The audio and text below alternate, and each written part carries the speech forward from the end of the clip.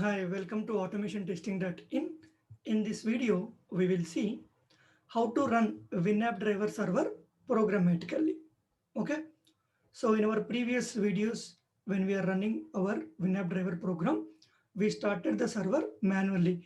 We went to this location where your WinAppDriver means Windows application driver is installed, and WinAppDriver.exe, we are double clicking and we are starting this server. Okay, so what happens when you do not run this server? I'll close this and I'll go to the same program which we have written. So now what I'll do, I'll try to run this.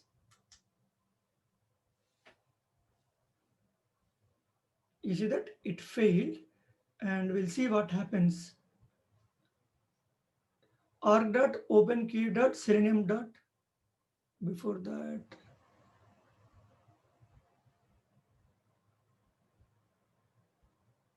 is it giving any proper error message? So instead of this, it is giving me that it is not able to identify the element. Okay, you see that arg.openq.selenium. No such element exception. An element could not be located on the page using the given search parameters. The warning is the server did not provide any stack trace information. Okay, so and the server did not start. User launcher.bat. It's not giving me the proper information. Okay, anyhow, so it's not working. It's not launching the application, and it's not giving the proper information. So let me check in the down.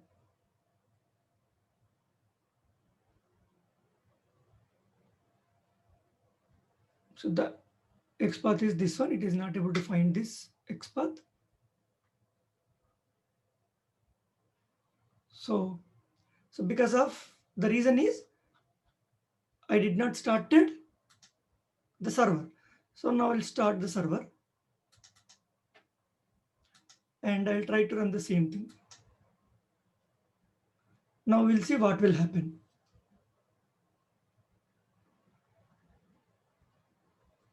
You see that it launched the application and it is typing and it is clicking.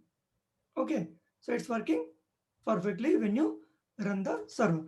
But sometimes what will happen, we will forget to run the server. Okay, so it will capture all the things what is happening on the application. You see, I used this XPath, I used this XPath, and what happened on that. So it will give you some logs. Okay, so I'm closing this. So sometimes we will forget to start the server. So, and I do not want to do that as every time, go to that particular location and start manually and try to run the program. So instead of that, I want to do that in the programmatic way. Okay, is that possible? Yes, is that possible? So what we need to do, we will write that particular code. Okay, first I need to find where the exe file is. So I'll say simply this is a simple command. Otherwise,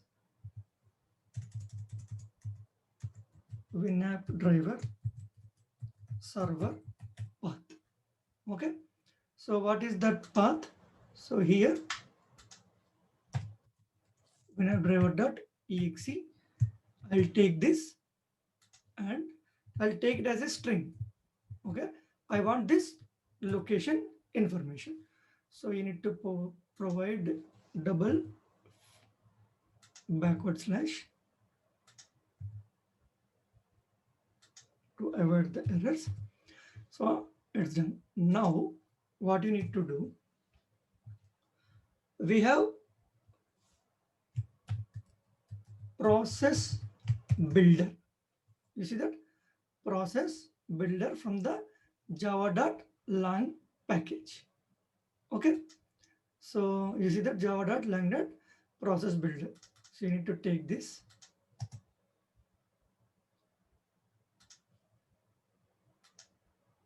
process builder, and I need to create an instance for this. Something is equals to, so new process builder. Okay, new process builder, and you need to provide the command. What is that command? This WinAppDriver server path.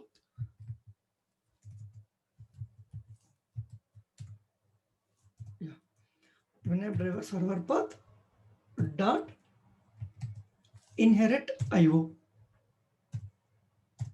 So process builder equal to new process builder of the where your WinAppDriver server driver exe file, that path dot inherit.io. Then again you have one more class called process, and then process is equals to, you need to start this builder.start. Okay, you need to start the process. So the builder is what? This process builder instance. So builder.start. Unhandled exception. So there might be a chance of getting exception. So I'll throw that exception and throws declaration. Okay, so that is fine. So now these two lines I have written, but what we need to do, once you create a process instance, you need to kill that. So after quitting this, what I'll do, Process.destroy. Okay, Process.destroy. So it's the best practice. Otherwise, in the background, you'll find so many processes running, and you'll get some problems. Your system might become slow or it not work properly. So these simple things, these two lines, frankly speaking, process builder and process. So I can directly give this path here, but just to look properly, I have given this as a separate string and I passed that here. Okay, process builder equal to new process builder of that exe file path dot inherit IO, and process equal to builder dot start.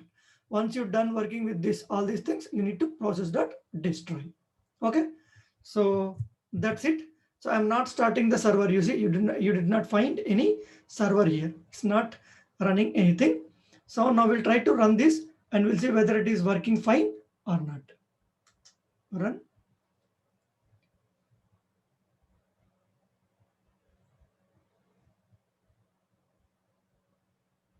You see that it opened means server is running.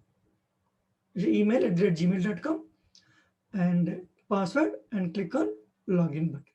You see that the same error. Okay. So what does this means? So it is working properly and it is running my WinAppDriver server using these two lines of code. Okay. So I'll provide this information in the description. Okay.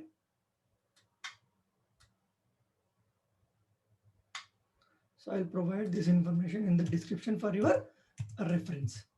But this is how you need to better to write this one also. Process.destroy. Okay. So this is how you need to run your WinAppDriver server programmatically. Then if you forget also, if you put this code, then no need to run your server manually.